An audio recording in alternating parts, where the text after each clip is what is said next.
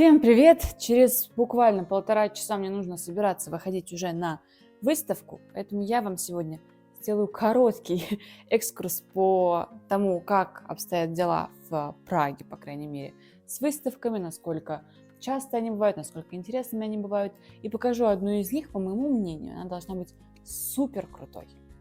Давайте убираться и заодно болтать. Поехали! Самое главное, что нам нужно знать о выставках, это то, что Прага не столица выставок, потому что здесь они бывают интересными крайне редко.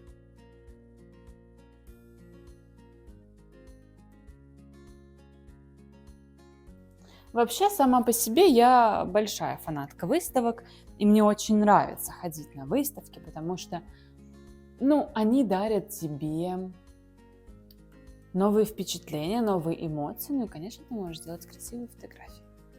И в целом-то, переезжая в Прагу, я думала, что здесь будет очень много интересных выставок, но по факту дела обстоят намного иначе. Я бы сказала так, что выставок здесь нет каких-то супер крутых, потому что, наверное, сами чехи этим не очень интересуются. Здесь бывают интересные мероприятия, я не говорю, что здесь какой-то там ужас, тьма и еще что-то, нет. Тут бывают интересные мероприятия, но они, наверное, сложно смогут найти отклик в тех людях, кто жил, например, в России, в Испании, либо там в Америке, да, либо в Британии.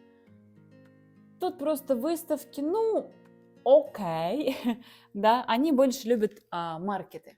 Маркеты — это такая вещь, где, это типа ярмарки, да, это такая вещь, куда вы приходите, там стоят, я рассказывала в позапрошлом видео, по-моему, об этом, где стоят такие палатки, и там вот умельцы, рукодельцы, они все показывают, что они умеют, соответственно, и вы можете это покупать, и как бы чехи больше любят это. Выставки здесь бывают те, которые приезжают, и на них интересно ходить, как та, например, на которой мы идем. Кстати, то место, в которое я пойду сегодня, там обычно проходят классные выставки, обычно. Да, они дороже остальных, но они действительно того стоят. Потому что если выставка стоит, крон 80, вряд ли там будет что-то интересное. И, кстати, наверное, в Праге чаще всего сама выставка будет либо картинной галереей, либо иконной галереей. Я считаю, это отдельный какой-то вид, не знаю, как он правильно называется, потому что очень часто, приходя на выставку, там, просто сплошняком висят иконы, святые, какие-то бюсты стоят, еще что-то, то есть, все посвященное вере, да, и в религию, скажем так, все уходит. Мне такое не очень интересно, потому что оно, простит меня тот любитель, который это, да, постоянно посещает. Для меня это однотипно. Мне хочется чего-то современного, чего-то объемного, чего-то двигающегося, такого артхаусного, возможно. Что-то, чтобы вот глаз получал какую-то новую картинку, да. Кстати, смотрите, мой цветочек совсем уже наклонился. Давайте вот так покажу. Видите? Совсем наклонился. Не знаю, как его вернуть на прежнее место. Но как-нибудь попробуем. Мне тут принесли еще такую лампу. Я теперь хожу везде со светом. Можно еще сделать так. Не ходите, дети, на выставки в Праге. Не ходите. Смотрите, чтобы найти в Праге какие-то интересные выставки, наверное, нужно... Я как обычно делаю. Если увидела в интернете какую-то красивую выставку, да, например, мне она понравилась, я такая, нужно сходить. Я, прежде чем пойти туда, обязательно посмотрю фотографии в Инстаграме, в интернете, чтобы понять действительную наполненность этой выставки, потому что в большинстве случаев эта выставка может быть, знаете, как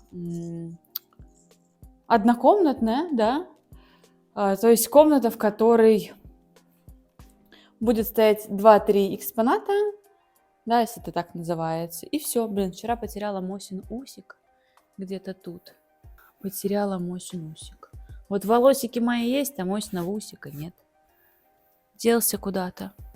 Обидно. Вот. И я всегда проверяю обязательно в интернете, насколько это действительно соответствует реальности, потому что я не хочу приходить на выставку, платить деньги, где будет стоять один-два экспоната и оттуда уходить. Ну, как бы, какой в этом смысл? И вам тоже рекомендую так делать. Вот, я на выставках, наверное, стараюсь бывать намного чаще своих знакомых, скажу так. Иногда выставки бывают, пороги, бесплатные, но на бесплатные выставки, все мы знаем, идут все. Поэтому мой совет, искренний совет, лучше заплатить 200 крон за выставку и прийти с меньшим количеством людей, чем прийти в бесплатный день, стоять в очереди, толкаться. Бывают выставки либо не открытых дверей в те места, в которые закрыты всегда, да. В таких случаях, ну, конечно, вы можете пойти постоять. Но в других случаях лучше заплатить и не толкаться. Очень классная выставка, я тоже про нее рассказывала, находится около Пражского града, в таком здании, там так типа в клеточку все разрисовано. Я ставлю в описании адрес этой галереи. Очень красиво, она и картинная, и скульптурная, и иконная, и что там еще было? Что там еще было? А там какие-то маленькие подделки были, не знаю, как они называются. Ну, наверное, что-то типа раритета, антиквариата, не знаю, как называть правильно такие вещи. То есть она достаточно объемная, она, по-моему, 3- или 4-этажная, очень красивая, туда прям рекомендую всем сходить.